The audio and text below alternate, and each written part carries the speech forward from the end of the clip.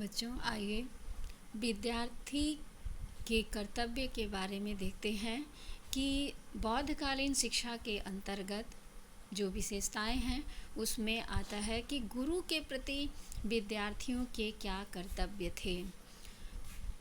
गुरु के प्रति जो कर्तव्य हैं उसमें विद्यार्थियों को सबसे पहले प्रातः काल उठ जाना होता था। उठने के पश्चात साफ सफाई करना, झाड़ू लगाना और दैनिक कार्यों से निवृत्त होकर गुरु के साथ भिक्षाटन के लिए जाना और गुरु से पहले ही लौट आना। अब हम देखेंगे अगली विशेषता के रूप में कि गुरु की क्या योग्यता हुआ करती थी शिक्षा देने के लिए।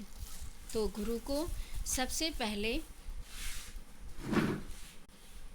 आवश्यक होता था कि वह 10 वर्ष तक भिक्षु के रूप में रहा हो। यानी गुरु की पहली योग्यता थी कि वह 10 वर्ष तक भिक्षु के रूप में कार्य किया हो। इसके साथ ही वो पवित्र हो, विनम्र हो तथा गुणों से युक्त हो तथा जिसका आचरण शुद्ध हो। इस प्रकार शिक्षक बनने के लिए इन योग्यताओं का होना आवश्यक था। एक गुरु 10 वर्ष तक भिक्षु रहा हो, वो विनम्र हो, पवित्र हो, शुद्ध आचरण वाला हो। इन सारी योग्यताओं को रखने वाला ही शिक्षक पद पर आसीन हो सकता था। बौद्ध काल में गुरु और शिष्य का संबंध क्या था? अगली विशेषता है कि गुरु और शिष्य का संबंध कैसा था। तो बौद्ध काल में यदि हम देखें तो बौद्ध शिक्षा के क्षेत्र में गुरु और शिष्य का संबंध अत्यंत पवित्र था।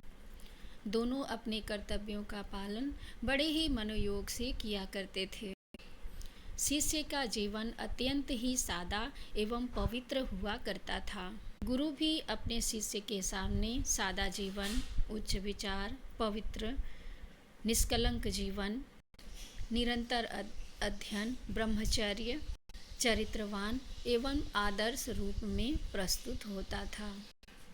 चूँकि लंबे समय तक गुरु और शिष्य साथ साथ रहते थे, इसलिए उनमें काफ़ी निकटता हुआ करती थी और उनके व्यवहार में निर्मलता भी रहती थी। जैसा कि पहले पढ़ाया जा चुका है कि उनका जो पाठ्यक्रम था वो 2 भागों में विभाजित था। पहला प्राथमिक शिक्षा और दूसरा उच्च शिक्षा। इस प्रकार अगली विशेषता है कि उनके पाठ्यक्रम में